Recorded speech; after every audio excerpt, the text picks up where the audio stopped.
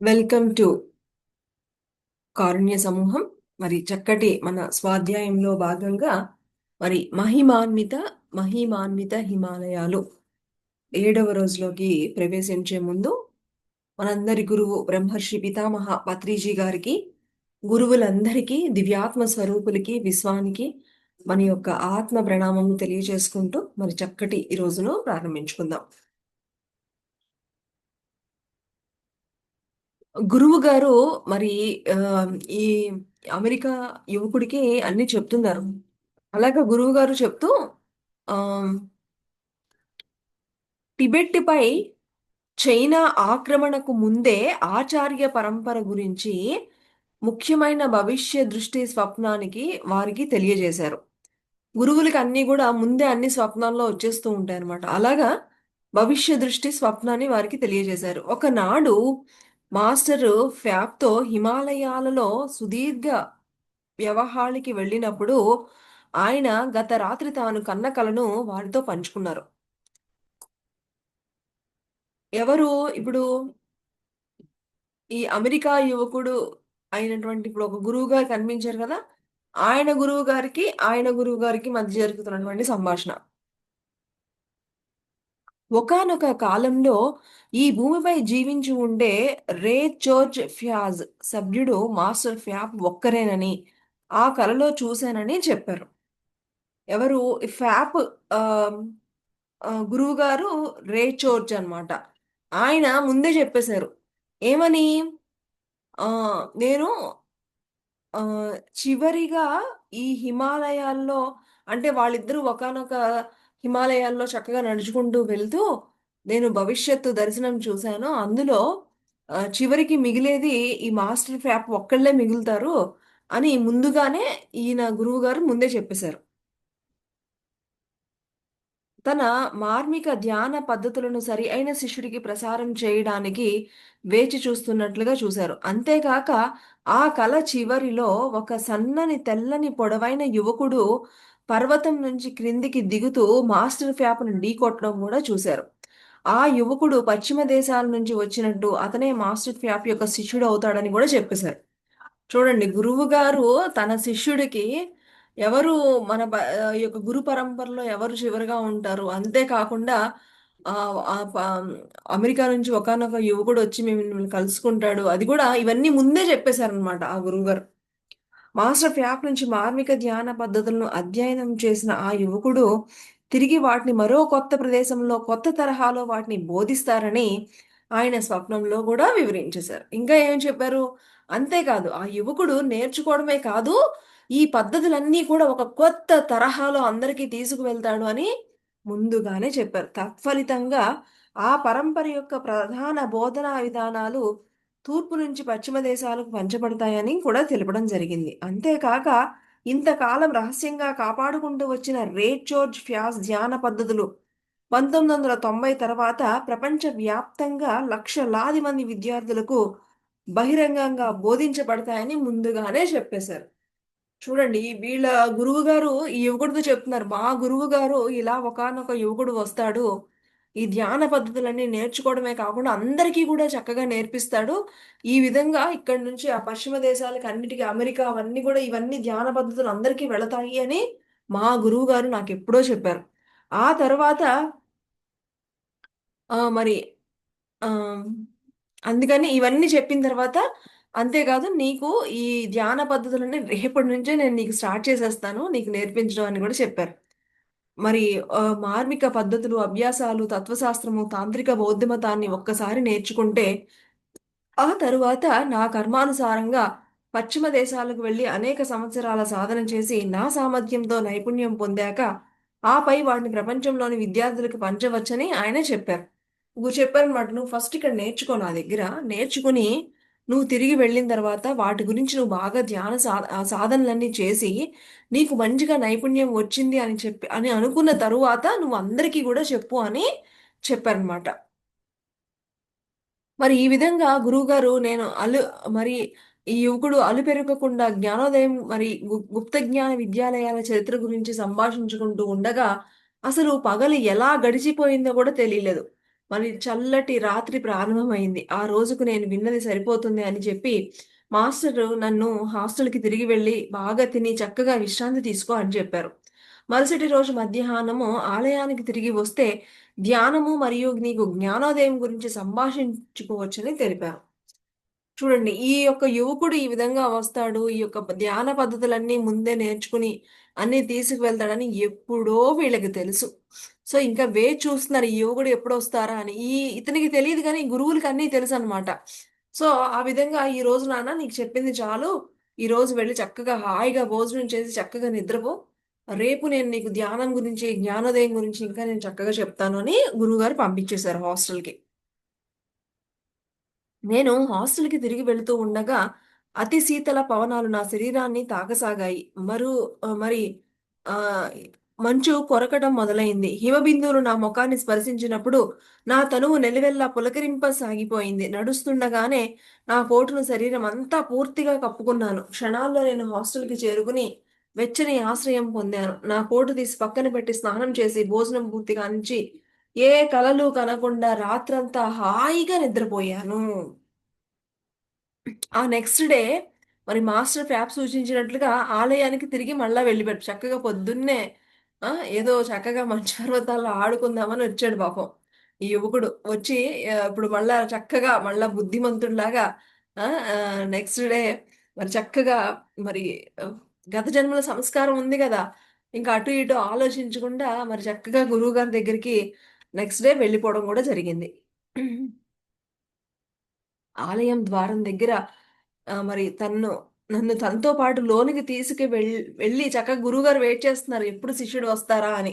చక్కగా ఎదురుగా వెళ్లి చక్కగా తీసుకొని క్రితం రోజు కూర్చున్నట్లుగానే మేమిద్దరము చక్కగా ఒక రగ్గుపై కూర్చున్నాము. కానీ ఈ రోజు వచ్చిన మార్పల్లా మా ఇద్దరి మధ్య ఉన్న టేబుల్ పైన టీ పాట్ మరి 2 ఖాళీ కప్పులు అందంగా అమర్చి ఉన్నాయి.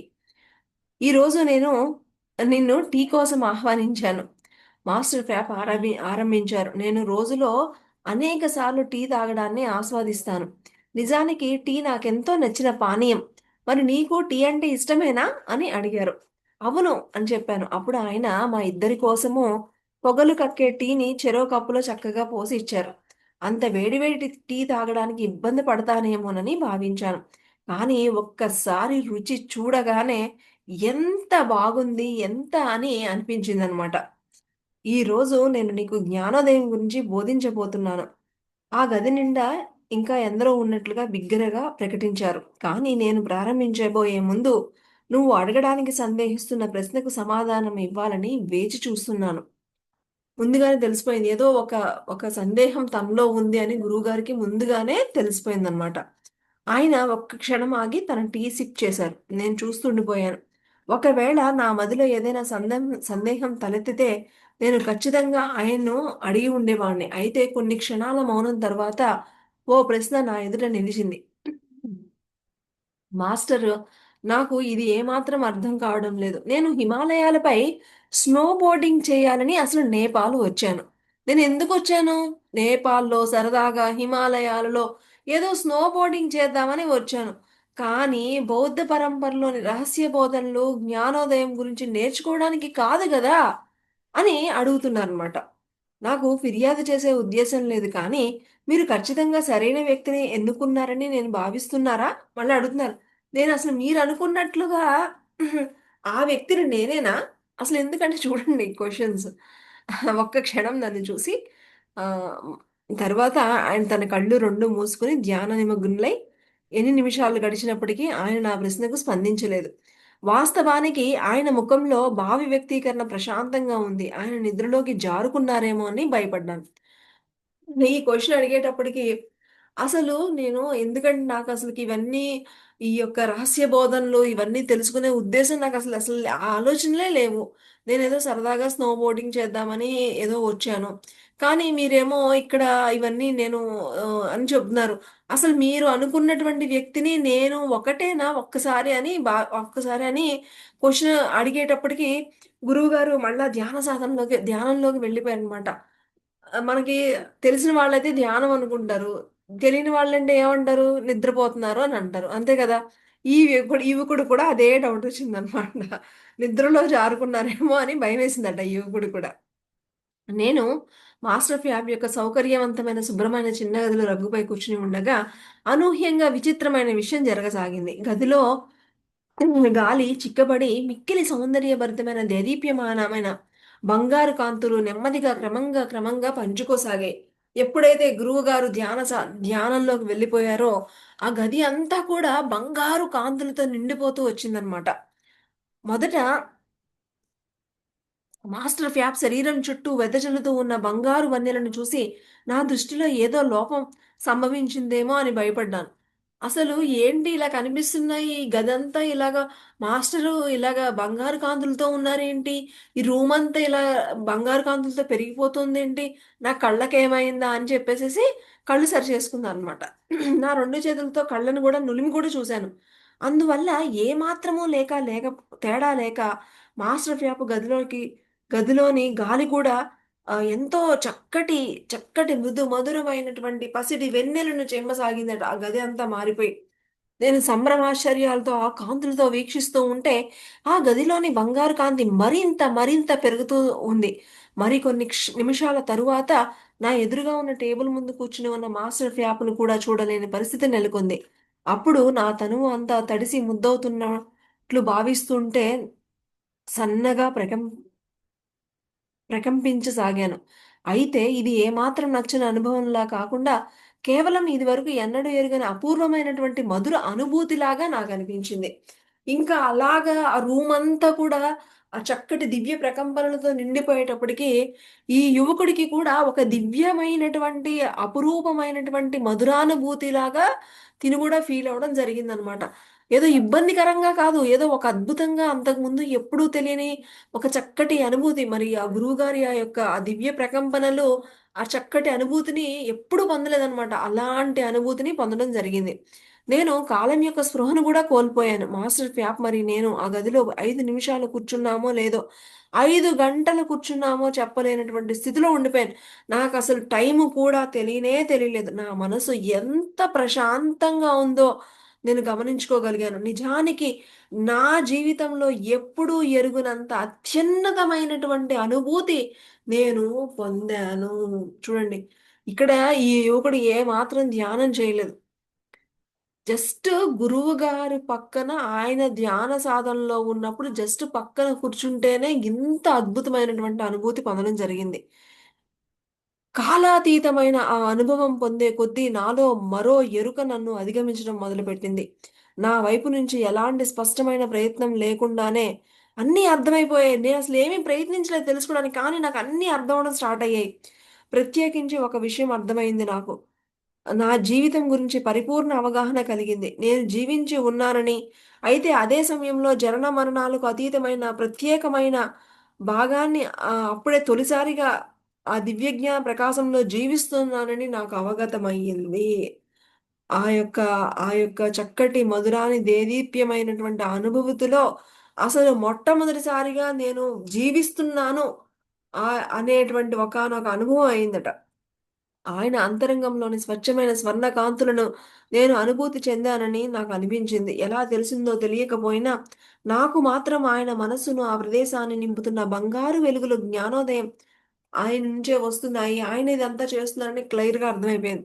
మాస్టర్ ఆఫ్ యాప్ యొక్క అంతరంగం అన్ని దిశలలోనూ స్థల కాలాలకు అతీతంగా అనంతంగా వ్యాపించిందని నేను పసిగట్టాను.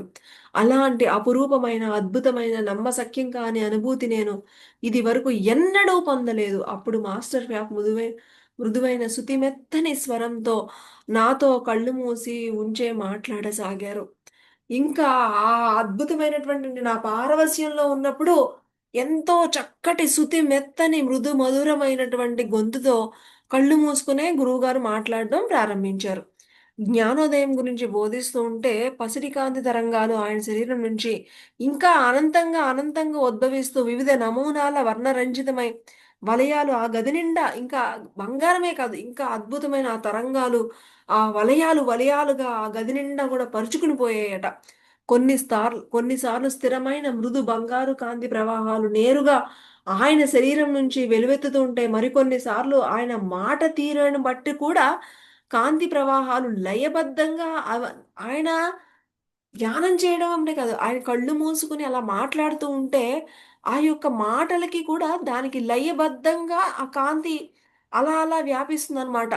అంటే చూడండి మనం ఒక ఒక మాట ఏదన్నా ఒక మ్యూజిక్ ఏదన్నా పాట పాడుతున్నామనుకోండి. ఒక ఒక రాగం రాగానే గట్టిగా ఎగురుతాం. ఒక రాగం రాగానే తక్కువగా ఎగురుతాం.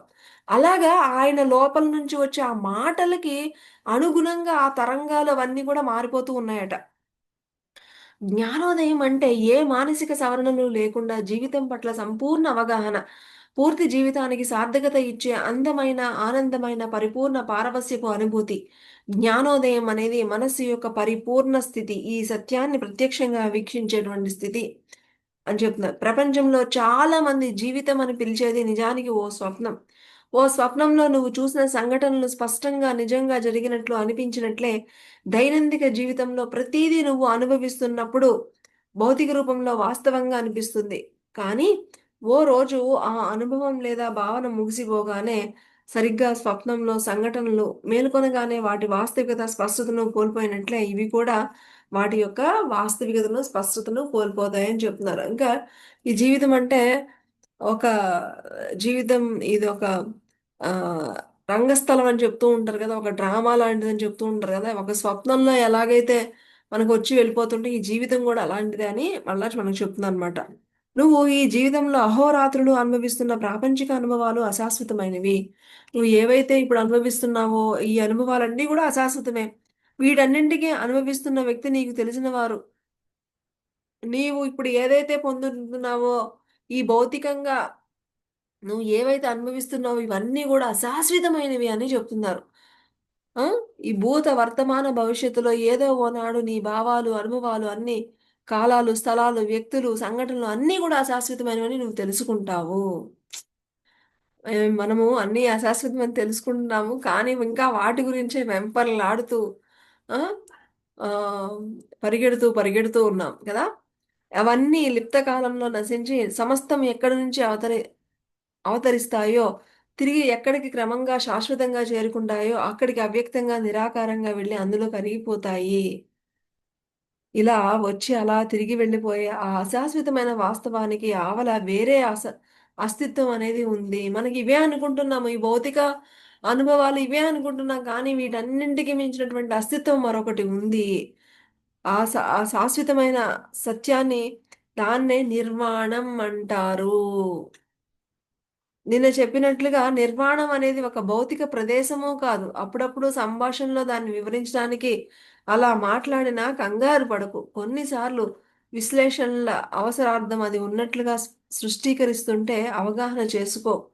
ఇది ఒక నిజానికి ఇది ఒక స్థలం కాదు అలా అని మళ్ళా నిర్వాణం గురించి చెప్తుందనమాట. మ మన ప్రతి నిర్వాణం అనేది మన ప్రతి అనుభవాన్ని జననం నుంచి మరణం వరకు, మరణం నుంచి మరలా తిరిగి జన్మ తీసుకునేంత వరకు ప్రతి వారిని వెలిగించేటువంటి కాంతి. అంతేకాక ఆ దివ్య ప్రకాశమే జనన, మరణ చక్రాలకు అతీతమైనటువంటి కాంతి. జ్ఞానానికి అతీతంగా ఉండడం అద్భుతమైనది.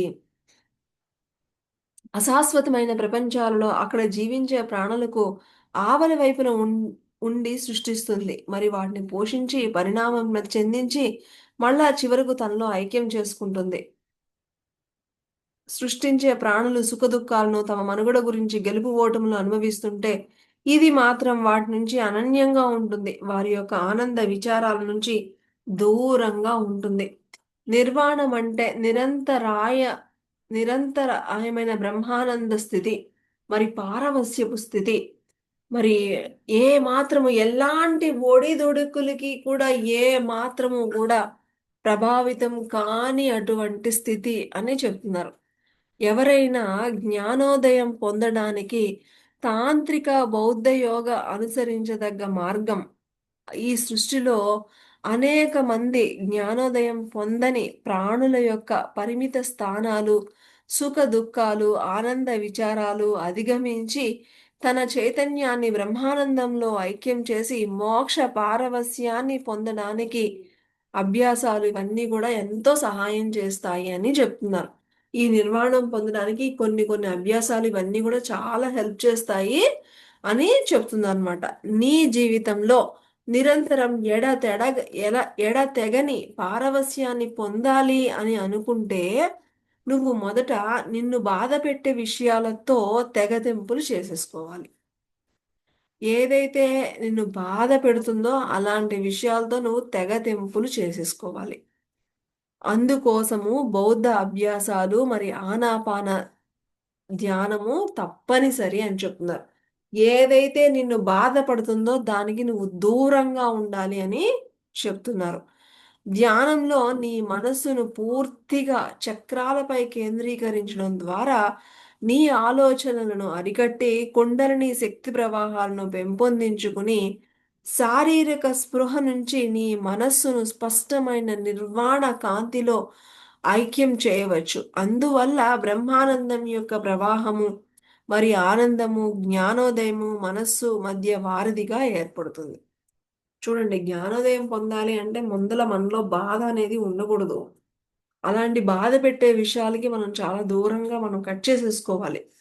కట్ చేసుకుని మరి ఆనాపానసతి శ్వాస మీద ధ్యాసను పెట్టి మన యొక్క కుండలిని శక్తి ప్రవాహాలు ఇవన్నీ కూడా వాటి మీద లగ్నం చేసి ఆ విధంగా ప్రయత్నిస్తున్నప్పుడు ఆ యొక్క శక్తి ప్రవాహాలు అవి ఎక్కువైనప్పుడు నీ యొక్క జ్ఞానోదయము అనేది ఒక మరి మనస్సు మధ్య వారధిగా ఏర్పడుతుందట. ధ్యానం వలన నువ్వు పొందే ఆనందము, తన్మయత్వము మరి శక్తితో నీ మనసును దుఃఖానికి గురిచేసే విషయాల నుంచి క్రమేపీ మరలిస్తూ రావచ్చు. ఒక్కసారి కనుక నీకు ఇది సాధ్యమైతే ఇక నీ భౌతిక జీవితంలో ఏమి జరిగినప్పటికీ నువ్వు మాత్రం ఎల్లప్పుడూ ఆనందంగానే ఉంటావు. ఇది మై డియర్ ఫ్రెండ్స్.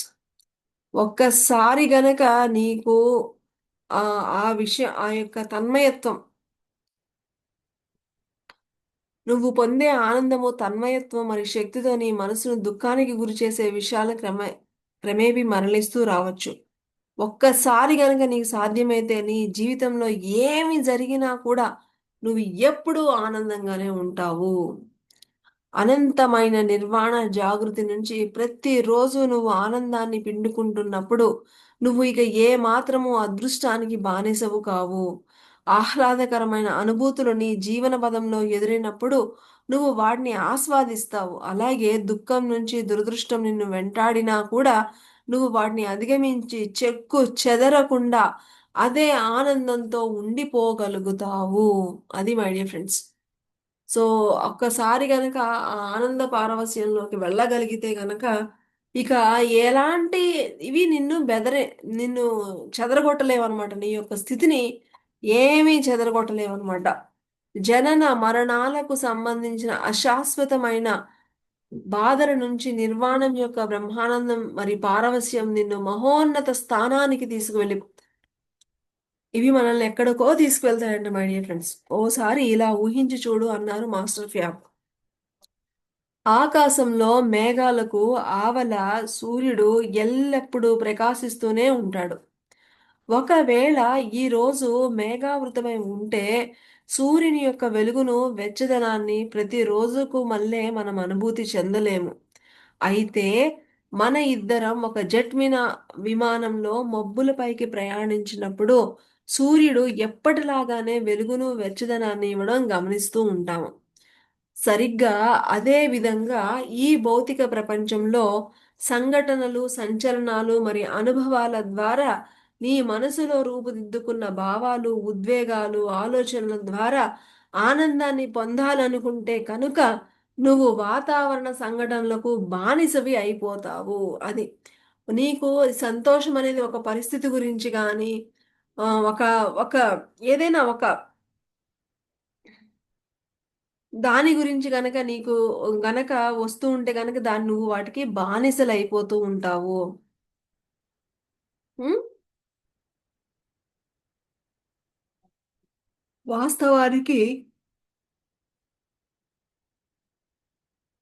వాస్తవానికి అరుదుగా దానికి అంచనా మనము దైనందిక జీవితం కూడా జీవితంలో కాస్త సమయాన్ని కూడా మనం నియంత్రించడం కష్టం. మరి అలాంటప్పుడు మన జీవితాన్ని అంచనా వేయడం అనేది దాదాపు దుస్సాధ్యమే అని చెప్తున్నారు.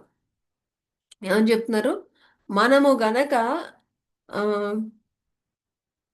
ఏదైనా ఒక పరిస్థితి పట్ల గాని, ఒక మనుషుల పట్ల గాని, వీటి నుంచి పొందుతున్నావు అంటే గనక నువ్వు వాటికి బానిసవైపోతావు. నీ జీవితం ప్రకాశవంతంగా ఉన్న రోజు సంతోషంగాను, మబ్బులు కమ్మిన రోజు విచారంగాను అనేది ఉంటుంది. అంటే మన లోపల ఉన్నటువంటి ఆనందం మీద కాకుండా, మనము ఎవరైనా వ్యక్తుల మీద నుంచి గానీ, లేకపోతే పరిస్థితుల గురించి గానీ, లేకపోతే మా హస్బెండ్ ఇలా ఉంటేనే నేను ఆనందము, మా పిల్లలు ఇలా చేస్తేనే చదువుకుంటేనే నాకు ఆనందము, లేదా నేను నాకిష్టమైనటువంటి ప్రదేశంలో ఉంటేనే ఆనందం. ఇలాగ ఉంటే గనక అది ఎప్పుడు అనేది ఉండదనమాట. అవి లేనప్పుడు మళ్ళా వెంటనే బాధలు, మళ్ళా ఉన్నప్పుడు ఇవన్నీ జరుగుతూ ఉంటాయి. కానీ ఎప్పుడైతే నీ లోపల అసలైన ఆనందాన్ని గనక నువ్వు తెలుసుకోగలిగితే, ఒక్కసారి గనక నువ్వు ఆ పారవస్యంలోకి అందులోకి వెళ్ళగలిగితే గనక, ఇక ఇవేమి నిన్నేమి చేయలేవు అని చెప్పేస్తున్నారు. గాఢ ధ్యాన స్థితిలోని మనస్సును నిర్వాణంలో మమేకం చేస్తే అప్పుడు ఇక జీవన మేఘాలు కమ్ముకొని లేదా విచార వర్షాలే కురవని నువ్వు ఒక్కసారి గనక నువ్వు ఆ నిర్వాణ స్థితిలోకి వెళ్ళగలిగితే ఇంకా ఏమన్నా రాని వరదలే రాని వర్షాలే కురవని ఏదైనా సరే నువ్వు మాత్రం ఎప్పుడు చక్కగా సదా చైతన్యంలో ఉండగలుగుతావు. కొన్నిసార్లు జ్ఞానోదయం పొందిన గురువుల జీవితాల్లో కూడా అనివార్యంగా ఖచ్చితంగా ఎన్నో ప్రతికూల పవనాలు వీస్తూనే ఉంటాయి. చూడండి, మనం అనుకుంటున్నాం ఏదో 2 గంటలు, 3 గంటలు ధ్యానం చేసి నాకు ఏ కష్టాలు రాకూడదు. మన ఇంట్లో వాళ్ళైతే ఇంకసలు ధ్యానం చేస్తున్నావు నీకు తలనొప్పి ఎందుకొస్తుంది? అదెందుకొస్తుంది అంటారు. కానీ ఇక్కడ చూడండి ఇంత జ్ఞానోదయం, ఇంత నిర్వాణ స్థితిలో పొందినటువంటి గురువులకి కూడా అప్పుడప్పుడు ప్రతికూల పవనాలనేవి వీస్తూనే ఉంటాయి. వాళ్ళకు కూడా వాళ్ళకుండేటువంటి ఛాలెంజెస్ వస్తూనే ఉంటాయి అని చెప్తున్నారు. ఆనాపాన సా ఆనాపానసతి ధ్యాన సాధన చేత మనస్సుని నిర్వాణంలో సంయోగం చేస్తే నువ్వు శాశ్వతమైన ఆనందంలో మునిగి తేలుతూ ఉంటావు. ఇంకా చెప్తున్నారు ధ్యానం చేస్తూ ఇంకా జ్ఞానోదయం పొందిన వారు ఆ సమయంలో ఎలా భావిస్తారు? ఇంకా చెప్తున్నారు. ఇంకా చాలామంది ధ్యానం చేస్తూ ఉంటారు గదా! మరి జ్ఞానోదయం పొందని వారు గూడా ఉంటూ ఉంటారు గదా! ఇప్పుడు ధ్యానం చేసి జ్ఞానోదయం పొందినవారు అంటే గనక ఎప్పుడు అందులో రమిస్తూ ఉంటూ ఉంటారు. అలా కాకుండా ధ్యానం చేస్తూ ఇంకా ఆ స్థితిలోకి వెళ్ళలేని వారు అసలు ఎలా ఉంటారో కూడా చెప్తున్నారు చూడండి. జ్ఞానోదయం పొందని సమాజంలోని ఇతరుల వలె విచారంలో, దుఃఖంలకు లోనవుతూ ఉంటారు. మేఘావృతమైన ఆహ్, రోజులను ధ్యాన సాధన వల్ల మరింత మెరుగ్గా ఎదుర్కోగల సామర్థ్యాన్ని పొందుతారా?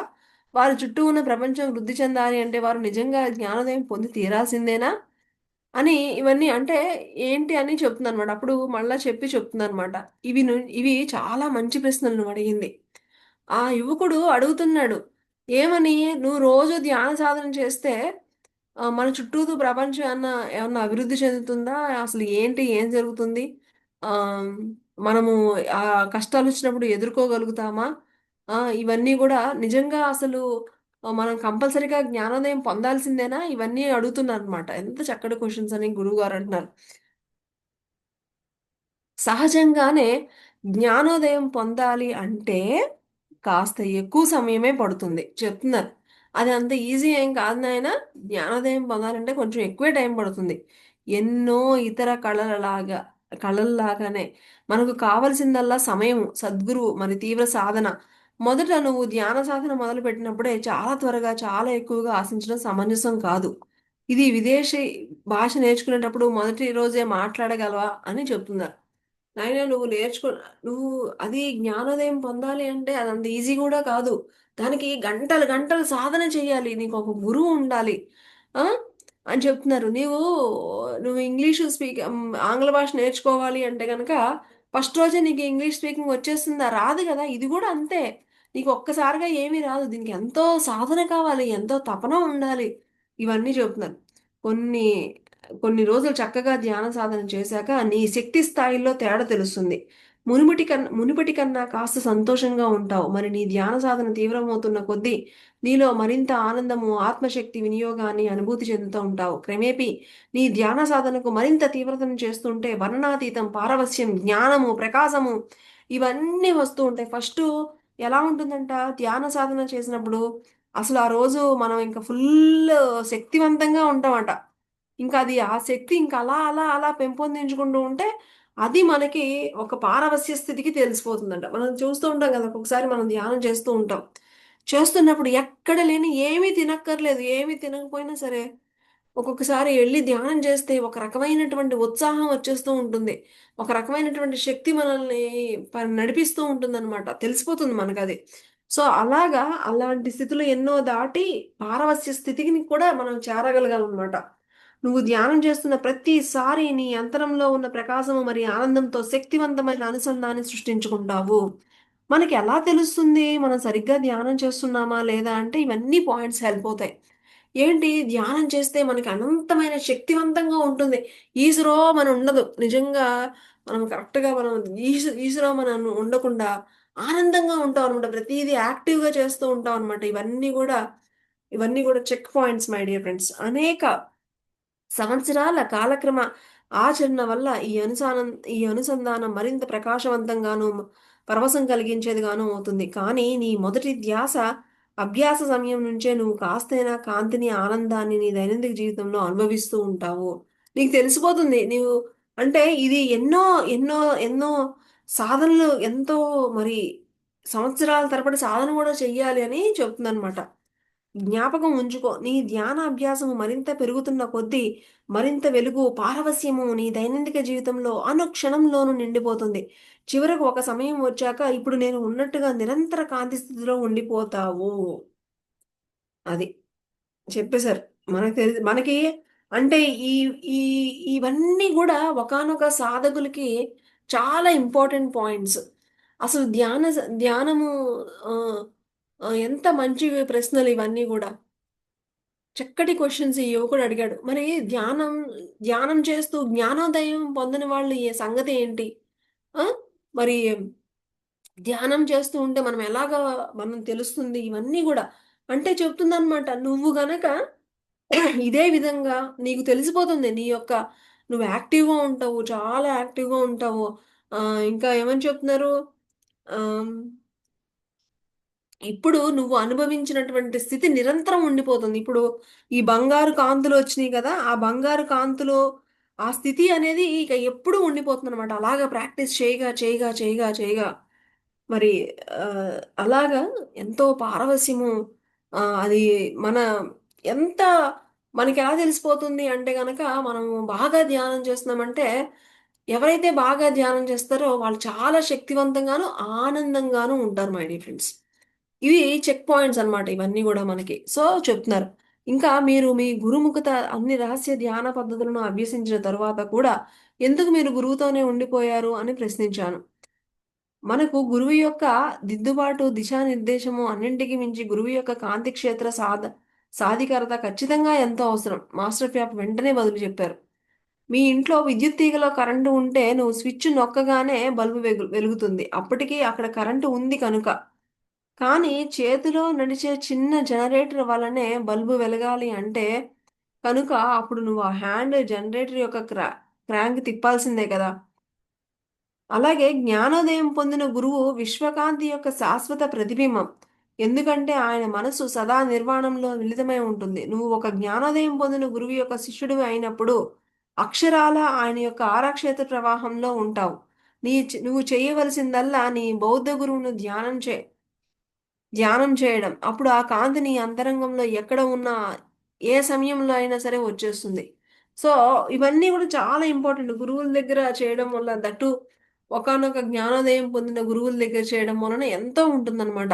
దివ్య జ్ఞాన ప్రకాశంలో జీవించే బౌద్ధ గురువు తన శిష్యులకు అక్షరాల తన ఆరా ద్వారానే కాంతి, జ్ఞానము, శక్తిని వారి ఆరాల్లోకే బదిలీ చేయడం జరుగుతుంది. చూడండి. అసలు నిజంగా మరి ఆ యొక్క జ్ఞానోదయం పొందిన గురువు మాటలు ఏమి ఉండవు. డైరెక్ట్‌గా అంతే కదా! రమణ మహర్షి గారి దగ్గర అందరూ వెళ్లి కూర్చున్నప్పుడు ఆయన ఏం మాట్లాడేవారు కాదు. కానీ ఆయన నుంచి ఆయన ఆయన ఉన్న ఆ ఆరాశక్తితోనే అందరిలో గూడా ఆ యొక్క శక్తి ప్రవాహం చేస్తూ ఉండేవారు. ఆ శిష్యుల ప్రాణశక్తి స్థాయిలో గణనీయమైనటువంటి పెరుగుదల వస్తుంది. అధిక ప్రాణశక్తి వల్ల వారు మరింత గాఢ ధ్యాన స్థితిలోకి వెళ్ళే అవకాశం ఉంటుంది. అంతేకాక తమ దైనందిక జీవితాల్లో ఇతర కార్యాలను చురుగ్గా, వివేకంతో, ఆనందంగా, సులభంగా నెరవేర్చగలుగుతారు. అది ఈ విధంగా మరి ఉంటుంది. అయితే ధ్యానులందరి విషయంలోనూ ఇది ఇలాగే ఉంటుందని చెప్పలేం. ఈ ప్రపంచంలో ఒక జ్ఞానోదయం పొందిన గురువు సమక్షంలో ధ్యాన సాధన చేసేవారికి మాత్రమే ఇది వర్తిస్తుంది. అయితే దురదృష్టవశాత్తు ఈ ప్రపంచం అంతటిలోనూ చూస్తే జ్ఞానోదయం పొందిన గురువులు చాలా తక్కువగా ఉన్నారు.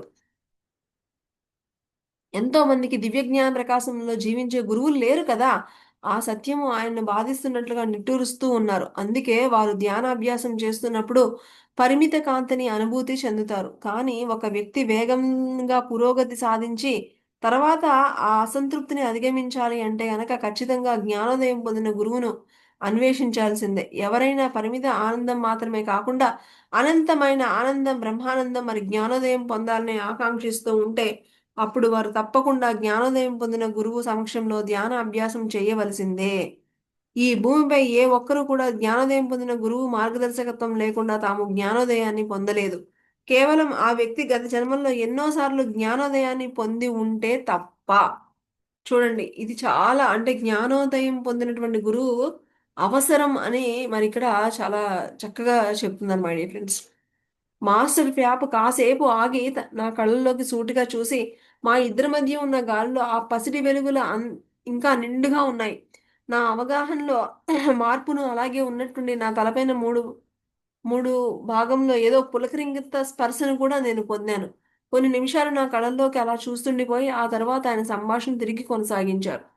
నిర్వాణము, జ్ఞానోదయము, దివ్య జ్ఞాన ప్రకాశము ఇవి పర్యాయ పదాలు అని కూడా చెప్తున్నారు. అన్నీ కూడా ఒకటే.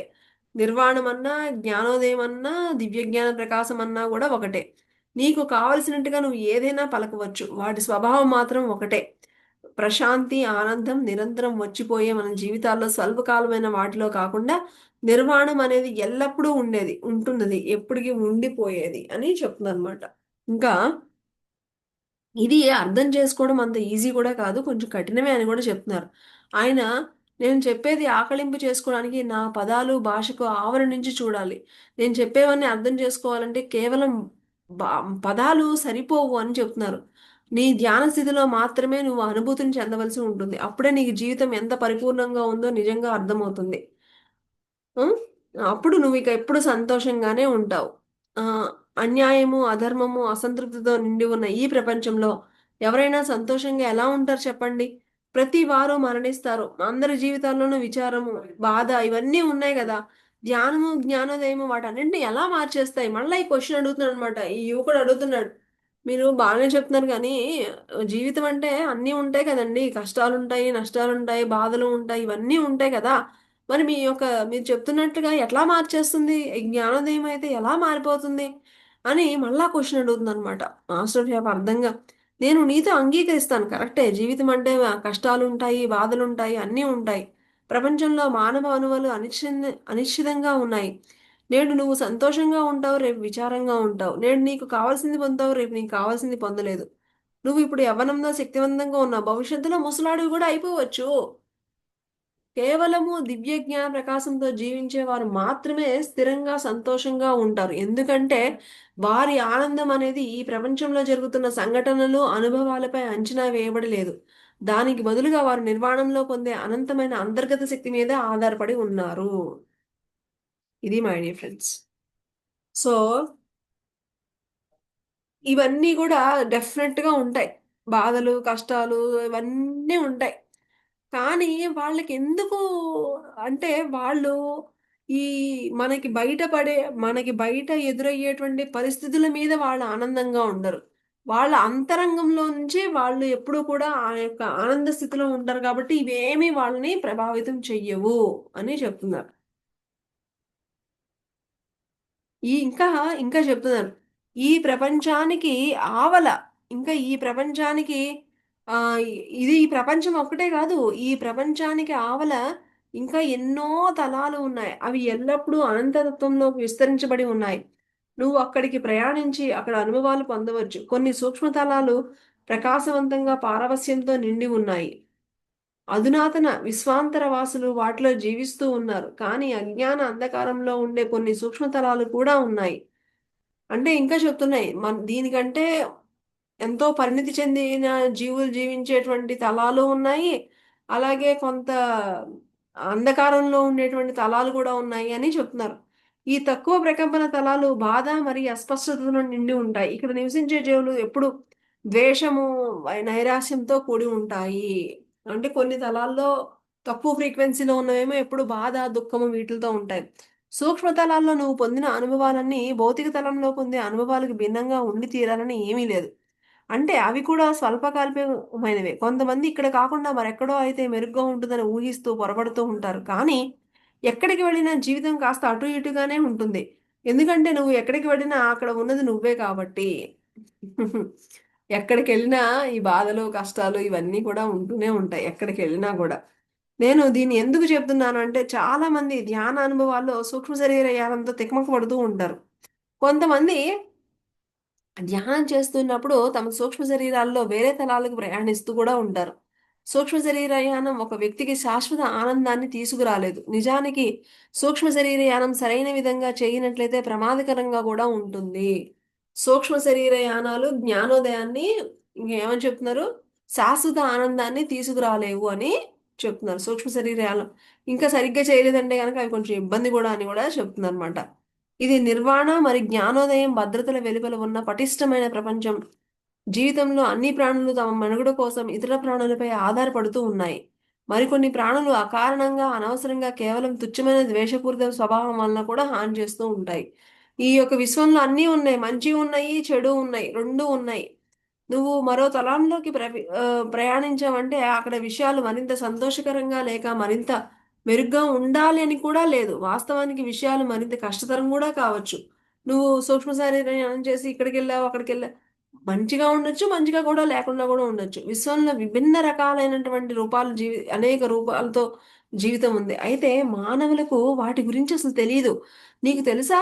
ఓ చిన్న వైరస్ నీ ప్రాణాలు బలి కొనగలదు. అలాగే నువ్వు నేర్చుకున్నట్లుగానే ప్రమాదకరమైన వ్యక్తులు మరి పరిస్థితులు నీ జీవితంలో ఉన్నప్పటికీ నీ మనుగడకు కొనసాగించడానికి వాటిని తప్పించుకుంటూనే ఒంటరిగా ఆనందాన్ని, పరిపూర్ణ జ్ఞానోదయం సంపాదించుకోవాలి అని చెప్తున్నారు. అంటే ఇంకా క్లియర్‌గా చెప్తుందనమాట. చూడు నాయనా, ఈ సూక్ష్మ శరీర యానం చేసినంత మాత్రాన నీకు సంపూర్ణ ఆనందం నీకు కలగదు. ఓకే. సూక్ష్మ శరీర యానంలో అనేక లోకాలు వెళ్ళొచ్చు. అక్కడ లోకాల్లో మనకంటే పరిణితి చెందినటువంటి వ్యక్తులు ఉంటారు. మనకంటే తక్కువ ఫ్రీక్వెన్సీ అంటే గనక ద్వేషము, కోపము, మనకి హాని కలిగించేటువంటి ప్రాణులు గూడా ఉంటాయి. సో, 2 ఉన్నాయి. ఈ యొక్క విశ్వంలో మంచి ఉంది, చెడు ఉంది. 2 ఉన్నాయి. అయితే ఇంకా ఏమని చెప్తున్నారు? ఒక చిన్న వైరస్సు నీ ప్రాణాన్ని తీసేయగలదు కదా! అలాగే నువ్వు నేర్చుకున్నట్లుగానే ఆహ్, ఇంకా ఏమని చెప్తున్నారంటే, నీకు బాధ పెట్టేవారు, నీకు ప్రమాదకరమైన వ్యక్తులు, పరిస్థితులు జీవితంలో ఎప్పుడూ ఉంటూనే ఉంటాయి. కానీ వాటిని గూడా తప్పించుకుంటూ ఒంటరిగానే మనము పరిపూర్ణమైనటువంటి జ్ఞానోదయాన్ని పొందాలి అని చెప్తున్నారు. చెప్పేస్తున్నారు. క్లియర్‌గా చెప్తున్నారు. చూసారా? దీన్ని బట్టి బాగా అర్థం చేసుకోండి మై డియర్ ఫ్రెండ్స్. ఎక్కడికెళ్ళినా కూడా ఇదే మాట. ఇవే అన్నమాట. మనం అనుకుంటూ ఉంటాం. ఈ భూమి మీద అబ్బా! ఏమి చనిపోతే అబ్బా! ఏం ఉండదబ్బా! అంతా హ్యాపీ అని అనుకుంటాం. నో! ఎక్కడికెళ్ళినా సరే అన్నీ ఉంటాయి మై డియర్ ఫ్రెండ్స్. ఎంత చెట్టుకి అంత గాలి అంటారు కదా! వాళ్ళ ఆత్మశక్తికి మించి వాళ్ళకంటూ ఛాలెంజెస్ ప్రతి దానిలోనూ ఉంటాయట. ఇంకా ఏమని చెప్తున్నారు? ఇవన్నీ పరిస్థితులు ఇలా ఉన్నా కూడా మనము వాటన్నింటిని కూడా జయించి మనము పరిపూర్ణ జ్ఞానోదయాన్ని సాధించాల్సిందే అని చెబుతున్నారు. జీవితంలో నేర్చుకోవడానికి అనేక సంవత్సరాల కాలం పడుతుంది. చూడండి చెప్తున్నారు. నేర్చుకోవడం అనేది మామూలు విషయం కాదు. దీనికి చాలా సంవత్సరాలు పడుతుంది. దైనందిక ప్రపంచంలో ఎదురయ్యే అనేక భౌతిక ప్రమాదాలను విజయవంతంగా తప్పించుకోవడానికి ట్రాఫిక్‌లో ఒక రోడ్డు దాటడం లేదా అంగీకార యోగ్యం అనే కానీ ఆహ్వానాలు లేదా అనుమానాస్పద ఆహ్వానాలు అపరిచితుల నుంచి వచ్చినప్పుడు త్రోసిపుచ్చడం నీకు అలవాటు అయిపోయాయి. కానీ నువ్వు జన్మించినప్పుడు నీకు ఈ ప్రమాదాల గురించి కానీ, వాటిని ఎలా పరిష్కరించుకోవాలని కానీ తెలీదు. నువ్వు నీ తల్లిదండ్రులు, పాఠశాలలో నీ ఉపాధ్యాయులు, మరి నీ చుట్టూ ఉన్న ఇతరుల ద్వారా ఎన్నో విషయాలు నేర్చుకుంటూ ఉంటావు. ఈ యొక్క మన చుట్టూతో ఉండేటువంటి వాళ్ళ పట్ల దగ్గర నుంచి కూడా మనం ఎన్నో నేర్చుకుంటూ ఉంటున్నాం ప్రతిరోజు. మానవులు ఇటీవలే వైరస్ యొక్క ఉనికిని కూడా కనుగొన్నారు. అనేక వేల జన్మల్లో లేదా వివిధ తలాల్లో ఎన్నో సంక్లిష్ట జీవ రూపాలు నివసిస్తున్నాయని తెలుసుకున్నారు.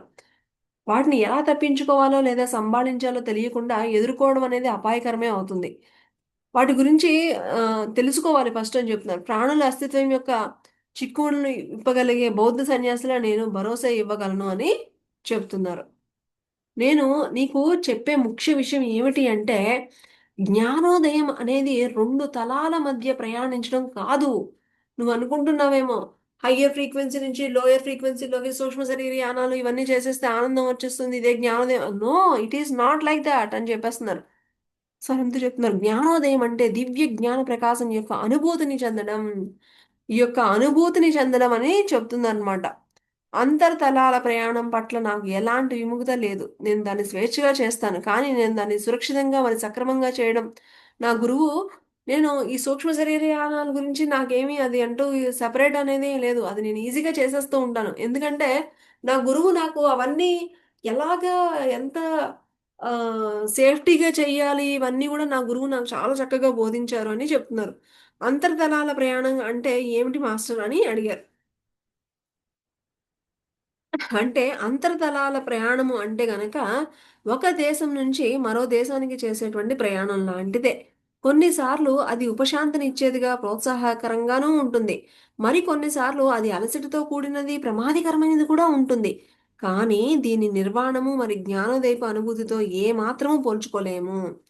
అంటే ఈ యొక్క సూక్ష్మ శరీరయానం ఇవన్నీ చెప్తున్నారు గదా! ఇవన్నీ ఏంటి అంటే, అవును నాయన నువ్విప్పుడు ఇండియా నుంచి యూఎస్ ఎళ్తావు గదా! అక్కడి నుంచి ఇక్కడ ప్రయాణం చేస్తున్నప్పుడు ఒక్కొక్కసారి నీకు ఆ జర్నీ అనేది చాలా ఆనందంగా, అద్భుతంగా ఉంటుంది. ఒక్కొక్కసారి ఆ జర్నీ చాలా విసిగిచ్చేదిలాగా, నిన్ను ఇబ్బంది పెట్టేలాగా ఎలాగైతే ఉంటుందో, ఈ యొక్క తలాల యొక్క ప్రయాణం గూడా అలాంటిదే అని చెప్తున్నారు. ఇతర తలాలకు ప్రయాణం చేసినంత మాత్రాన నీ విచారానికి అతీతంగా తీసుకెళ్ళలేదు. ఇది ఈ సృష్టి యొక్క అనంతమైన పారవస్య అనుభూతి చెందించలేదు. నిజం చెప్పాలి అంటే నిర్వాణానికి, అంతర్తలాల ప్రయాణానికి ఏ మాత్రము సంబంధమే లేదు. ఈ సూక్ష్మ శరీర యానాలకి, వీటిలకి, దీనికి అసలు ఏ సంబంధం లేదు అని చెప్పేస్తున్నారు. నువ్వు జ్ఞానోదయం పొందితే మరి ఏ ఇతర తలంలోనైనా పారవస్యాన్ని పొందగలవు. ఇక్కడ గనక ఈ జ్ఞానోదయం గనక నువ్వు గనక ఒకసారి పొందగలిగితే, ఇక నీకు ఈ తలం, ఆ తలం అని లేదు. నువ్వెక్కడికెళ్ళినా గూడా చక్కగా ఆనంద పారవస్యాన్ని నువ్వు పొందుతూనే ఉంటావు. అంతేగాని కానీ ఇది ఫస్ట్ అసలు తెలుసుకోవాలన్నమాట. జ్ఞానోదయానికి నీ భౌతిక లేదా సూక్ష్మ శరీరంలో ఏ సంబంధం లేదు. జ్ఞానోదయము తలాలకు అతీతమైనది. లేకపోతే అది దుఃఖం నుంచి శాశ్వత విముక్తిని కలిగించేది కాదు. ఇది కేవలము మరో స్ స్ స్వల్పకాలిక అనుభవంలా ఉండిపోయాయి. అన్ని మానస అనుభవాల్లాగే చివరకు దుఃఖంలో మిళితం చేసి ఉండేది. అందుకే జ్ఞానోదయం నిజంగా విలువైనది. చాలా చాలా ఇంపార్టెంట్. జ్ఞానోదయం అనేది చాలా ఇంపార్టెంట్ అని చెప్తున్నారు. అది మాత్రమే శాశ్వత ఆనందాన్ని అందిస్తుంది. నువ్వు ఎప్పుడైనా నిర్గుణ, నిరాకార, నిత్యమైన జ్ఞానోదయ కాంతి యొక్క పారవశ్యము, ప్రశాంతత మరి పరిపూర్ణత అనుభూతి చెందితే ప్రతి ఒక్కటి సరియైనదే అనిపిస్తుంది.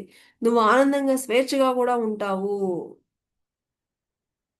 నీకు జ్ఞానోదయము నీకు జ్ఞానోదయం అయిన తరువాత నువ్వు చెయ్యాలని అనుకున్న ప్రతీదీ కూడా చాలా ధైర్యంగా, నిర్విచారంగా చేయవచ్చు. నువ్వు దైనందిక జీవితంలో స్థిరపడాలో లేదా ఆశ్రమంలో జీవించాలో ఏదైనా సరే నువ్వు నిర్ణయించుకోవచ్చు. నువ్వు స్నో బోర్డింగ్ చేయవచ్చు, వివాహం చేసుకోవచ్చు, బ్రహ్మచారిగా ఉండిపోవచ్చు, ఒక ప్రముఖుడిగా ఉండిపోవచ్చు, హిమాలయ గుహల్లో ఉండిపోవచ్చు, అజ్ఞాతంలో ఉండిపోవచ్చు. ఇంక ఏదైనా సరే నీ ఎంపిక. జ్ఞానోదయం అయినంత మాత్రాన నువ్వు అలా ఉండిపోవాలని ఏం లేదు. నువ్వు కావాలంటే చక్కగా స్నో బోర్డింగ్ చేసుకో. ఒకసారి జ్ఞానోదయం పొందాక నీ ఇష్టం. నీవు ఎన్ని సార్లు కావాలంటే అన్ని సార్లు హిమాలయాల్లోకెళ్ళు. ఎన్ని సార్లు కావాలంటే అన్ని సార్లు స్నో బోర్డింగ్ చేసుకో. నువ్వు కావాలంటే వివాహం చేసుకో. నీ పనులన్నీ చేసుకో. నిన్నెవరు కాదంటున్నారు. కానీ జ్ఞానోదయం పొందితే దట్ ఈస్ డిఫరెంట్ అని చెప్తున్నానన్నమాట. నువ్వు కావాలంటే ఇది నీ ఇష్టం ఇగ. నువ్వు అజ్ఞాతంలో ఉండిపోతావా? చక్కగా ఎక్కడన్నా ఉండి అన్ని పనులు చేసుకుంటూ ఉంటావా? అది కూడా నీ ఇష్టమే. నీ మనస్సు అంత స్వచ్ఛమైన దివ్యజ్ఞాన ప్రకాశంతో నిండిపోయినప్పుడు, ఆనందమే నువ్వు అయిపోయినప్పుడు, నువ్వు పొందే ప్రతి దానిలోనూ నీకు ఆనందమే కలుగుతుంది. కానీ జ్ఞానోదయం పొందినప్పుడు జీవితంలో ప్రతీదీ కూడా కఠినంగా ఉంటుంది. ఇప్పుడో, మరెప్పుడో, ఓనాడో నువ్వు ప్రేమించిన ప్రతి వారు మరణిస్తారు. ఒకవేళ నువ్వు చనిపోకపోతే అవన్నీ చూడాలి. ఇదంతా నీ దుఃఖానికి కారణమవుతుంది. చెప్తున్నారు. చూడండి జ్ఞానోదయం పొందినప్పుడు జీవితం కొంచెం కఠినంగానే ఉంటుంది. ఎందుకంటే మనం ఎంతో ఇష్టమైన వాళ్ళు చనిపోవచ్చు. వాళ్ళకి అనారోగ్యం రావచ్చు. ఇవన్నీ గూడా చూడాలంటది. ఇవన్నీ చూసినప్పుడు మనకిష్టమైన వారికి ఇలా ఉంది అన్నప్పుడు మనకక్కడ ఏం కలుగుతుంది? దుఃఖం కలుగుతుంది. జ్ఞానోదయం లేకపోతే. జ్ఞానోదయం ఉంటే అన్నీ ఓకే. కానీ నువ్వు జ్ఞానోదయం గనక పొందితే ఎవరు నిజంగా మరణించరని, మరణం పేరుతో ప్రతి జీవి తన రూపాలను మార్చుకుంటుందని, ప్రతి జీవి, ప్రతి వ్యక్తి నీతో సహా అందరూ శాశ్వతులే అని నువ్వు అర్థం చేసుకుంటావు. ఈ జ్ఞానంతో సంపన్నుడివై ఇకపై మరణానికి భీతిల్లవు. లేదా నీ ఆత్మీయుల మరణానికి మనుషుల్లా తల్లడిల్లిపోవు. ఒకసారి నువ్వు గనక జ్ఞానోదయాన్ని వ్యక్తిగతంగా అనుభూతి చెందితే ఒక నువ్వు మరణ సముద్రానికి ఆవలి వైపు ఉన్న అమరత్వ తీరాలను దర్శించగలవు. నువ్వు జ్ఞానోదయం పొంది నీ మనసును ప్రగాఢమైన, ప్రాచీనమైన, అజరాజ్యమైన విశ్వమానసంలో ఐక్యం చేసినప్పుడు ఇతరుల వలె బాధ, దుఃఖము మొదలైన ప్రతికూల భావనలకు ఏ మాత్రము కూడా నువ్వు ప్రభావితం కావు. ప్రకృతి సహజంగానే నీ భౌతిక శరీరానికి హాని వాటిల్లినప్పుడు అది బాధకు లోనవుతుంది. కానీ అది ఎంత తీవ్రమైన నొప్పి అయినప్పటికీ నువ్వు అందులోనే మునిగిపోవు. నీ మనసంతా ప్రేమ, ప్రకాశము మరి ప్రజ్ఞానంతో తొణికిసలాడుతూ ఉంటుంది. నువ్వు జ్ఞానోదయం పొందినంత మాత్రాన నీ భౌతిక దేహానికి ఏదైనా దెబ్బ తగిలిందనుకోండి, నొప్పి రాకుండా ఉండదట. నొప్పి నొప్పే. నొప్పి కానీ అందులో పడిపోకుండా నువ్వేంటంటే ప్రేమతోనూ, ప్రకాశంతోనూ ఉండడం మూలన ఆ విధంగా కవర్ చేస్తావన్నమాట. ఇంకా ఏమని చెప్తున్నారు? ఇంకా మళ్ళా ఆయన మాస్టరు మళ్ళా చక్కగా కళ్ళు మూసుకున్నారనమాట. కళ్ళు మూసుకోగానే ఇంకా పసిడికాంతులు హఠాత్తుగా మరింత మరింత పెరగసాగాయి. ఆ గదిలో ఉన్న మరేది కూడా చూడలేకుండా ఇంకా పెరిగిపోయాయనమాట. ఆయన కళ్ళు మూసుకుపోయిన వెంటనే ఇంకా పెరిగిపోయాయి. నేను ఘనమైన స్వర్ణకాంతులతో విలసిల్లే తలంలో మాస్టర్ క్యాప్‌లో ఐక్యమైపోయినట్లుగా భావించాను. ఇంకా చూడండి ఆ కాంతుల మూలాన తిను గూడా అందులో ఐక్యమైపోయినట్లుగా అనిపించిందనమాట. ఇక దేన్ని పట్టించుకోలేకపోయాను. సమస్త సృష్టి పరంపరతో నా మానసానికి అనుసంధానం ఏర్పడింది. నేను పరమ శాంతిని అనుభూతి చెందాను. చూడండి. ఏ సాధన చేయలేదు. ఏమీ చేయలేదు. ఎంత భాగ్యమో చూడండి. అది భాగ్యం అంటే అదేం ఊరికనే రాలా. గత జన్మల్లో ఎంతో సాధన, ఎంతో సంస్కారం ఉంది కాబట్టి అలాంటి గురువుని డైరెక్ట్‌గా కలుసుకోవడము, ఆయన యొక్క ఆయన యొక్క దర్శన భాగ్యం కలిగి మరి ఆయన ధ్యానం చేస్తూ ఉండగా అలా ఆయన పక్కన కూర్చున్నంత మాత్రానే ఈయన సృష్టి యొక్క మానసంతో కలిసిపోయాను అని ఒక మామూలు శాంతి కాదు. పరమ శాంతిని అనుభూతి చెందడం జరిగిందనమాట. అప్పుడు మాస్టరు ఫ్యాపు మాట్లాడుతుంటే ఆ స్వరం లోతుగా వినిపించసాగింది. మొదట ఆయన ఏం మాట్లాడుతున్నారో చూచాయిగా అర్థమైనా, ఆ తర్వాత స్పష్టంగా అవగతమైంది. "నీ పూర్వజన్మ కర్మ వల్ల నువ్వు ఈ జన్మలో జ్ఞానోదయం పొందగలవు." చెప్పేశారు గురువుగారు. "నీకు గత జన్మల సంస్కారం ఉంది. అందుకని నువ్వు ఈ జన్మలో జ్ఞానోదయం పొందుతావు. నీ అనేక గత జన్మల్లో జ్ఞానోదయం పొందావు కూడా. నువ్వు జ్ఞానోదయం పొందకుండా ఏది నిన్ను అడ్డుకోలేదు. అది నీ 29వ వసంతంలో కలుగుతుంది. అయితే దానికోసం నువ్వు సన్నద్ధం కావాలి. ధ్యానం చేసి ఆలోచనలను అరికట్టడం నేర్చుకోవాలి. సేవా తత్పరతను పెంపొందించుకుని అహంకార స్వార్థాలను అధిగమించాలి. చిత్తశుద్ధి ద్వారా జ్ఞానోదయం నీలో కొలువై ఉండడానికి తాపత్రయపడుతుంది. అది నీకు ఆల్రెడీ నువ్వు అంతకుముందు పొందేసావు నాయన. నీకు ఈజీగా నువ్వు పొందేస్తావని చెప్పేశారు గురువుగారు. నేను ఈరోజు జ్ఞానోదయం గురించి చెప్పినవన్నీ విని ఆయన మాటలను అంతరంతరాల లోతులకు తాకాయి. ఆయన మాట్లాడాక జీవితం యొక్క నిత్య జాగృత ఆయన వల్లే జ్ఞానోదయం పొందడమే అని అర్థమైపోయింది. ఒకసారి ఆ జ్ఞానోదయం, ఆ పారవస్యం చవి చూశాడు కదా! ఇక ఇప్పుడు స్నో బోర్డింగ్ అని అంటలేదు. నేను కూడా ఆ పారవస్యంలో అదే అసలైందని ఇక అర్థమైపోయిందనమాట. ఆయన చెప్పిందంతా నేను పూర్తి చేతనతో ఆకళింప చేసుకున్నాను. ఆ పదాల వెనుక ఉన్న ప్రకాశాన్ని మరి ప్రజ్ఞను పసిగట్టేశాను. ఏదో ఒక విధంగా ఆయన సృష్టి యొక్క పరిపూర్ణ అస్తిత్వంలో సన్నిహితంగా ఉన్నారని అనిపించింది. అది నాకు కొండంత అండగా నేను భావించాను. అసలు నాకు అది తెలిసిన తర్వాత ఆయన నాకు దొరకడం నాకు ఒక కొండంత అండగా నాకు అనిపించింది. నా భవిష్యత్తు గురించి ఆయన ప్రస్తావన ప్రభావం నాపై పెద్దగా లేకపోయింది. ఆయన నా గత జన్మల గురించి పేర్కొన్నది నాకు జ్ఞాపకం లేదు. మరి భవిష్యత్తులో జరగబోయేది కూడా నాకింకా తెలియదు. అంత మాత్రాన నేను వాడిని విశ్వసించడానికి ప్రత్యేకించి చెప్పలేను. అలాగని నాకు ఏ అపనమ్మకము కూడా లేదు. నాకు ముందు జరుగుతుందో లేదో తెలీదు. గతం నా గురించి నాకేం తెలీదు. అలా అని ఆయన చెప్పింది నమ్మాలా అలాంటివి ఏమి కూడా నాకు లేదు. అలాగని నాకు నేను గతంలో జ్ఞానోదయం పొందానని, మరి భవిష్యత్తులో జ్ఞానోదయం పొందుతానని చెప్పడం వెనుక నాకు నాకైతే ఏమి అనిపించలేదు. జ్ఞానోదయంపై మాస్టర్ ఫ్యాప్ యొక్క ప్రతిబింబాలు ఆయన చుట్టూ నేను చూసిన దృశ్యమాన స్వర్ణ ప్రకాశము నా పలకంపై ఈ పైనుంచి పరిపూర్ణ భావాలు, భావోద్వేగాలు, అవగాహనల పరిధిని తీవ్రతంగా ప్రభావితం చేసింది. ఆ ఆరాల్లో నేను కొంచెంసేపు కూర్చున్నాను కదా! సో, నా మీద దాని యొక్క ప్రభావము చాలా ఉంది. ఆ! ఆయన చెప్పేదంతా సత్యమే అని నాకనిపించింది. జ్ఞానోదయం పట్ల నాకు గల కొన్ని సందేహాలు నివృత్తి చేశారు. ఆ తర్వాత ఉన్నట్లుండి సూర్యాస్తమయ సమయమైంది. ఎప్పుడో నేను గమనించిన ముందే పసిడి కాంతులు కనుమరుగయ్యాయి. మరి మేమిద్దరం మౌనంగా కూర్చుండిపోయాము. సో, తన ఆలయ ప్రవేశ గురువుగారు తన ఆలయ ప్రవేశ ద్వారం దగ్గర నన్ను వదిలిపెట్టగానే, నేను ఇరుకైన కాఠ్మండూ వీధుల గుండా నడుచుకుంటూ హాస్టల్‌కి వెళ్ళిపోయాను. నడుస్తుండగా నేను చూసిందల్లా మెరుస్తూ కాంతి తరంగ ప్రకంపనలు ఇంకా ఆ కాంతి తరంగాలు అవే ఇంకా నాకు ఆహ్, ఆయన చుట్టూ చూసినంత ప్రకాశవంతమైన కాకుండా, ఆయన దగ్గరున్నప్పుడు చుట్టూతా బాగా కనిపించింది. ఆయన దగ్గర నుంచి వచ్చేసాక కూడా ఇంకా నాకు అవి కనిపిస్తూనే లైట్‌గా ఉన్నాయి. నేను భవంతుల పక్కగా వెళ్తున్నప్పుడు అది నిజంగానే నాట్యం చేస్తున్న శక్తి అణువులచే రూపొందించినట్లుగా చూడగలిగాను.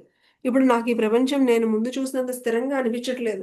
చల్లని కాఠ్మండు వీధుల గుండా నడుస్తూ ఉంటే నేను మరీ భౌతికంగా భావించలేదు. దానికి బదులుగా ఏదో చలనంలాగా భావించాను. నేను నడుస్తూ ఉంటే అదేదో స్థిరంగా ఉండట్లేదు. అన్నీ నాకేంటో అలాగా ఆహ్, ఆహ్, శక్తి అణువులతో ఉన్నట్లుగా నాకు కనిపిస్తూ ఉన్నాయి. ఇదే భావన. ఏ ఆత్మ సంకోచం లేకుండా నేను స్నో బోర్డింగ్ చేస్తున్నప్పుడు అరుదుగా అనుభవిస్తూ ఉంటాను. నేను ఆ రాత్రి చక్కగా నిద్రపోయాను. ఆ! చక్కగా హిమాలయాల్లో మంచు కరుగుతున్నట్లుగా హాయిగా కలగంటూ హాయిగా నిద్రపోయాను అని చెప్తున్నారు. ఇది మై డియర్ ఫ్రెండ్స్ మరి ఈరోజు మనకి గురువుగారు మరి ఈ యువకుడు ప్రశ్నించాడు. ఏంటి మీరేమో నేనేదో స్నో బోర్డింగ్ చేసుకోవడానికని వచ్చాను. మీరేమో ఏంటేంటో చెప్తున్నారు. అసలు మీరనుకున్న వ్యక్తి నేను ఒక వ్యక్తి కరెక్టా? కాదా? ఏంటో ఒకసారి అని మళ్ళా క్వెషన్ అడగగానే ఇంక ఇది మాటలతో చెప్పే పని కాదు నాయనా అని చెప్పేసి ఆయన వెంటనే ఏం చేశారు? కళ్ళు మూసుకొని ధ్యానంలో కూర్చున్నారు. ఆ ధ్యానంలో కూర్చున్నప్పటి నుంచి ఇక ఆయన నుంచి ఓ బంగారు కాంతులు, ఆ చక్కటి పారవస్యము ఇవన్నీ గూడా అనుభవించిన తర్వాత అప్పుడు నాయనా ఇది ఇలా ఉంటుంది. జ్ఞానోదయం అంటే ఈ యొక్క పారవస్యం ఇది ఇలాగా ఉంటుంది. నువ్వు సూక్ష్మ శరీరాలు సూక్ష్మ శరీర యానము ఇవన్నీ ఉంటాయి కదా! అంటే అసలు ఏంటి అదంటే ఏంటి అంటే, నాయనా నువ్వు ఇండియా నుంచి యూఎస్‌ఏ ఎలా ఎళ్తావో అలాగే ఒక తలం నుంచి వేరే తలాలకు వెళ్ళడము. ఒక తలంలోనేమో నీకంటే తక్కువ ద్వేషము అనేటువంటి తక్కువ ఫ్రీక్వెన్సీ ఉన్న వాళ్ళు ఉంటారు. అలాగే హయ్యర్ ఫ్రీక్వెన్సీ వరల్డ్స్‌కెళ్ళినప్పుడు అక్కడేమో నీకంటే చక్కటి సుందరమైనటువంటి డివైన్ ఫీలింగ్స్ ఉన్న వాళ్ళు గూడా ఉంటారు. సో, ఇది ఒక రకంగా అద్భుతంగాను ఉంటుంది. అలాగే ఒక రకంగా తక్కువ ఫ్రీక్వెన్సీకెళ్ళినప్పుడు బాధాకరంగా కూడా ఉంటుంది. సో, జ్ఞానోదయం ఈస్ డిఫరెంట్. ఈ సూక్ష్మ శరీరయానము ఈస్ డిఫరెంట్ అని క్లియర్‌గా చెప్పేశారు. నువ్వు సూక్ష్మ శరీరయానం చేసినంత మాత్రాన జ్ఞానోదయం కాదు అని కూడా క్లియర్ కట్‌గా చెప్పేశారు. మరి జ్ఞానోదయం అయిన తర్వాత ఎలా ఉంటుంది అని కూడా చెప్పారు. ఏంటి జ్ఞానోదయం అయిన తర్వాత అయినంత మాత్రాన నీకు ఉండేటువంటి పరిస్థితులు ఏమీ మారవు. నీకు నీకు అందరిలాగానే దెబ్బలు తగులుతాయి. అందరిలాగానే కష్టాలొస్తాయి. అందరిలాగానే అన్నీ వస్తాయి. కానీ ఎవరైతే జ్ఞానోదయం పొంద పొందని వారు మంచిగొచ్చినప్పుడేమో ఆనందపడిపోతారు. రానప్పుడేమో డిప్రెషన్‌లోకి వెళ్ళడం అనేది సహజం. కానీ జ్ఞానోదయం పొందిన గురువు మాత్రము ఎందుకంటే వాళ్ళకి ఆనందము బయట ఉండేటువంటి వస్తువుల మీద కాదు. వాళ్ళ అంతరంగం నుంచి వచ్చేటువంటి ఆనందం మీద ఉంటుంది కాబట్టి, వాళ్ళు ఎప్పుడు గూడా ఆ చక్కటి బ్యాలెన్స్‌డ్ స్టేట్‌లో వాళ్ళెప్పుడూ ఉంటారు. ఇంకా ఏమని చెప్తున్నారు, నీకు ఒక్కసారి గనక జ్ఞానోదయం పొందితే, నువ్వు అన్ని తలాలలో గూడా జ్ఞానోదయం పొందొచ్చు. ఎప్పుడు కావాలంటే అప్పుడు పొందొచ్చు.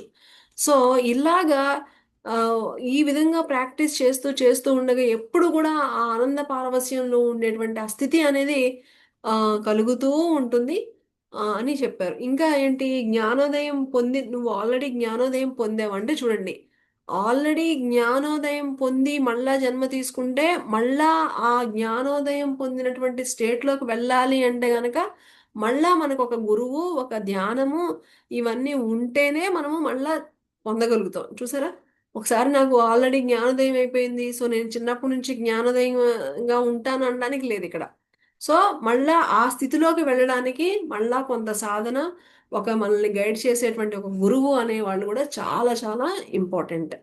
సో, ఈ యొక్క అంటే జ్ఞానోదయం పొందిన గురువుకి కరెక్ట్‌గా వాట్ ఈస్ వాట్ అనే ఒక చక్కటి అవగాహన అనేది పూర్తిగా ఉంటుంది కాబట్టి వాళ్ళెప్పుడూ కూడా అన్నిట్లోనూ బ్యాలెన్స్‌డ్‌గా ఉంటారు. వాళ్ళు కావాలి అంటే ఒక అరణ్యాల్లోకి వెళ్ళొచ్చు. లేకపోతే చక్కగా నార్మల్‌గా ఒక కుటుంబంలోనూ ఉండొచ్చు. పెళ్లి చేసుకోవచ్చు. స్నో బోర్డింగ్ చేసుకోవచ్చు. అన్ని రకాలు అన్నీ చేసుకోవచ్చు. నీకు జ్ఞానోదయం అయినంత మాత్రాన నువ్వు అలా ఉండిపోవాలని లేదు. నీకు చాయిస్ ఈస్ దేర్. నీకు ఎలా కావాలంటే నీ జీవితాన్ని ఎలా అనుభవించాలంటే అలాగా అనుభవించవచ్చు.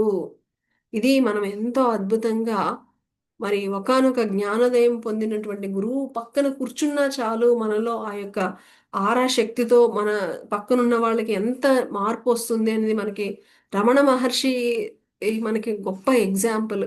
ఆయన మనకి ఒక అలాగే ఇక్కడ ఈ మాస్టర్ ఆఫ్ యాప్ కూడా ఆయన తన పక్కన తన ఏమి ధ్యానం చేయలే, జస్ట్ పక్కన కూర్చున్నా కూడా ఆ చక్కటి పారవస్య స్థితిలోకి వెళ్ళి ఆ కాంతుల్లో అనంతతత్వంతో మమేకమైనట్టుగా ఆ పారవస్య స్థితిని అందుకోవడం అనేది జరిగింది. సో ఇలాంటి అద్భుతమైనటువంటి గురువుల మరి జ్ఞానోదయానికి సంబంధించినటువంటి ఆ మరి ఇది అంత ఈజీనా అంటే ఈజీ కాదు. జ్ఞానోదయం అంత ఈజీ ఏం కాదు. ఎంతో ఎంతో సాధన కావాలి. మరి జ్ఞానోదయం పొందిన వాళ్ళు ఎలాగ మనం సరిగ్గా ఉన్నాము, సరైన స్టేట్లో ఉన్నామని ఎలా తెలుస్తుంది అంటే వెరీ సింపుల్. ఇక్కడ మళ్ళా మనకే చెప్పేశారు చెక్ పాయింట్స్ ఏంటి.